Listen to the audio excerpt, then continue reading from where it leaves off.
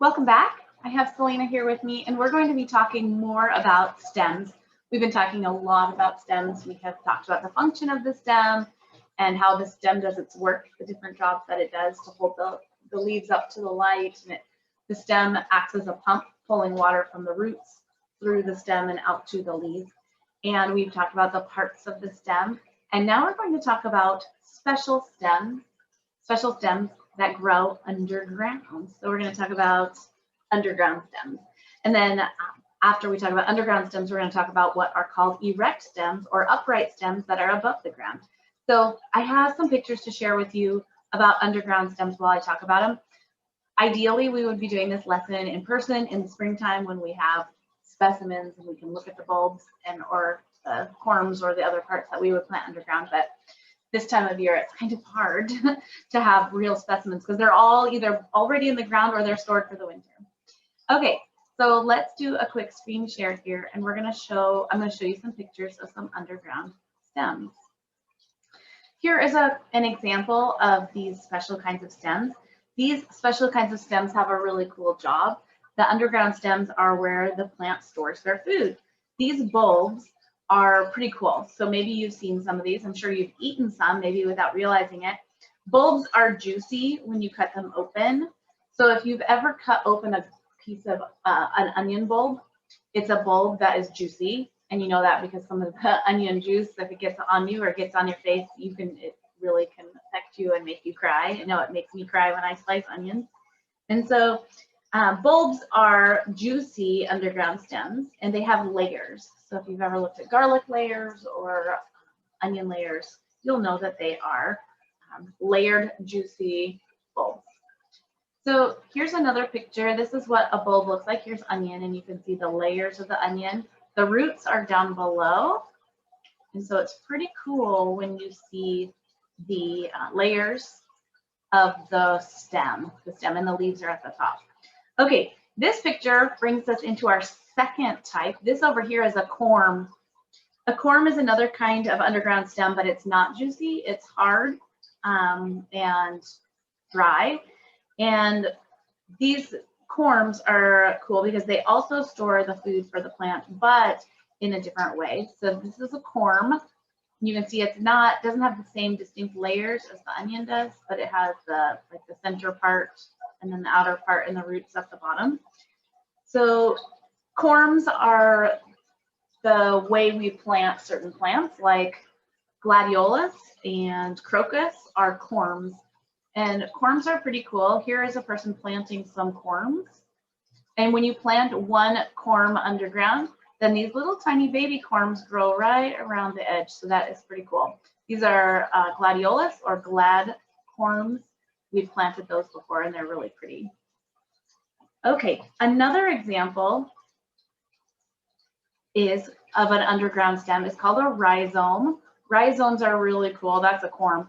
Rhizomes are really cool. This is a ginger rhizome. If you've ever seen ginger from the store, it is really cool. So ginger grows as an underground stem, but they grow right at the surface of the soil. They don't grow underground, they grow right on the surface. And I'm not sure if I'm going to be able to click on my next one. Here we go. This is an iris rhizome. So you see the stem is right here. The leaves come right out of the stem, and then the roots grow along the bottom side. And here's an example, a picture of that. So you can see the leaves coming up. This is the stem, and the roots grow out of the stem. It's pretty cool how irises and ginger grow. We call those rhizomes. Here's another picture of ginger in soil. You can see that the ginger grows right on top of the soil. The bottom part's buried where the roots are, and that's how ginger grows. The last type of underground stem or underground stem that we're going to talk about is a tuber. This is showing you how potatoes grow. Potatoes grow underground, and they're pretty cool the way they grow. Tubers are swollen stems, and we call these tubers. They grow really cool down underground. So it's interesting to see. But don't look at that one. That's a sweet potato. That's a root. But these other ones, these potatoes, are parts of the swollen stems of the plant. So it's pretty cool to think about how stems do their work. So we talked about above ground stems and how they do their work about being pumps and holding the leaves to the light, but some stems have different adaptations to store food for the plant. So that's pretty cool.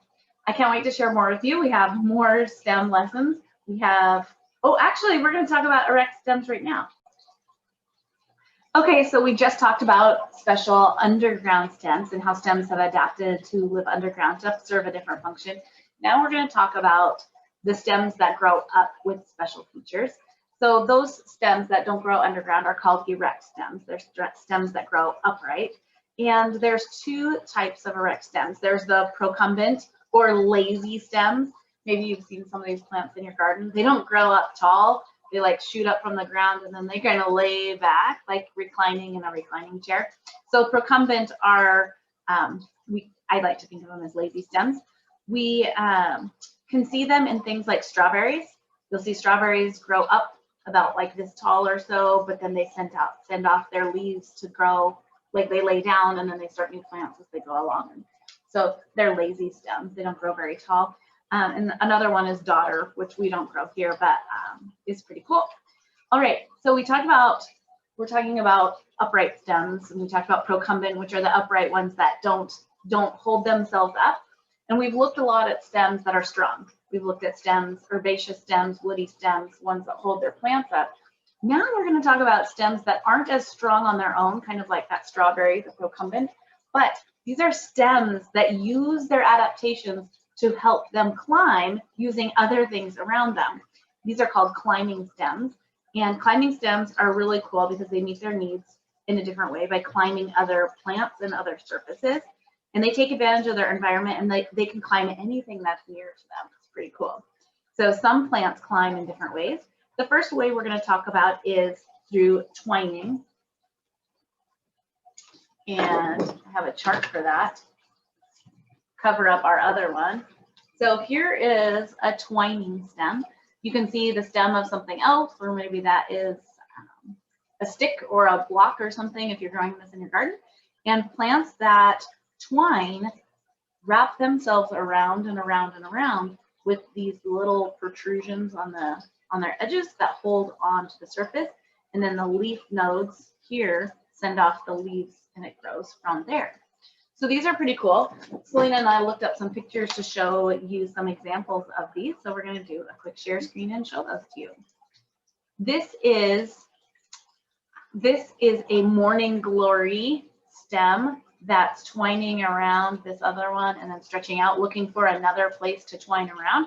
If you've ever grown morning glories on purpose or by accident, you know that morning glories are a big invader of your garden. They'll take over your space, and that's really hard to manage and hard to get rid of once you've got it, because once it gets into an established garden bed, then it wraps itself around everything and can choke it out. Here is a picture of morning glory as it's spreading. There's little cracks in this ground surface, and everywhere that it can climb through, like hook into those cracks and stretch across the land, it stretches across. And you can see it's not really a habitable place for most plants, but morning glory can shoot its roots out and gather what it needs and survive. So it's pretty cool. This is another kind of plant. It looks just like our picture, except instead of a green stem that it's twining, it's a rope. This is hops. Hops are a pretty cool plant. You can see it wrapping itself around. Here's it shooting off its leaves, and there's going to be its fruit. It's pretty cool to see like that. Here's another picture of hops as it's growing very small. So you can see it's coming up. Here are the leaves coming out, and it twines its way all the way up that stick.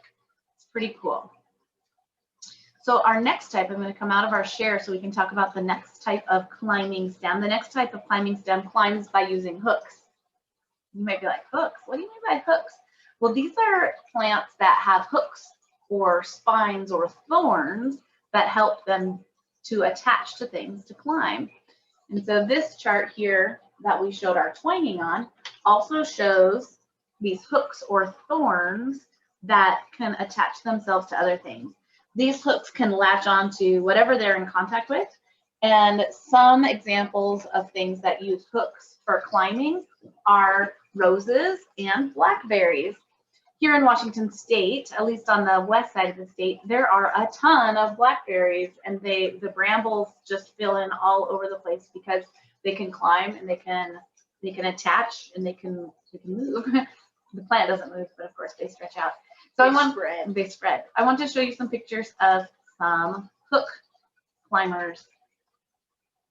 So here we here we have a picture. These are rose, prickles, and asparagus vines. So when we look at this, we can see that there's different types of hooks on the roses, depending on what kind of rose. So this one here is more like your like a garden variety, like that are cultivated for smaller plants. And then climbing roses have skinnier or thinner type stems that can stretch. Oh, close the window on accident. Okay, so the next picture I have is a picture of a climbing rose. Here it is as it's stretching up. So the plant obviously is planted in the ground and it climbs up, and then look at it's reaching out, trying to find something else to attach to. And some of them are reaching up, and these ones are reaching, probably were reaching up and then tipped to the side. Well, that's our next one, which we haven't shared yet. Okay, so those were climbing stems that climb by hooks. Now we're going to talk about tendrils. Tendrils are so cool. I think they're so cool. So here's a picture. I'm going to hold it up.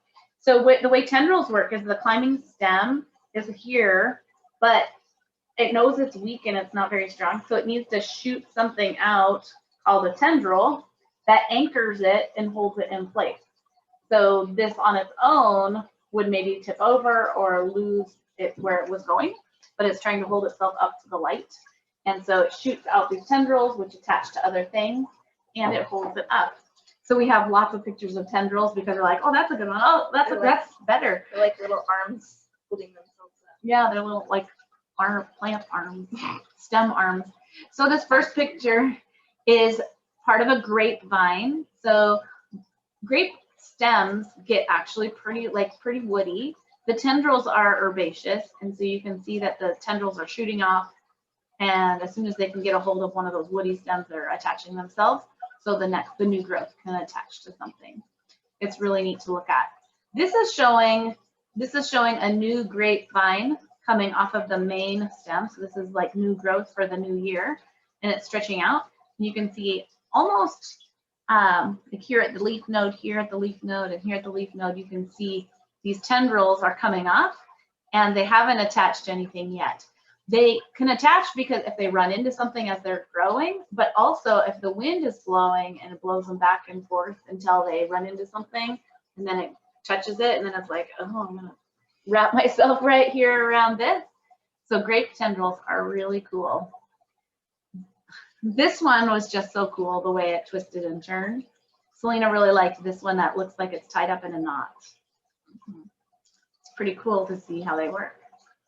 These are sweet pea vines. Sweet peas grow their erect stems by climbing, and you can see that from one stem, it sends out climbing tendrils on each side.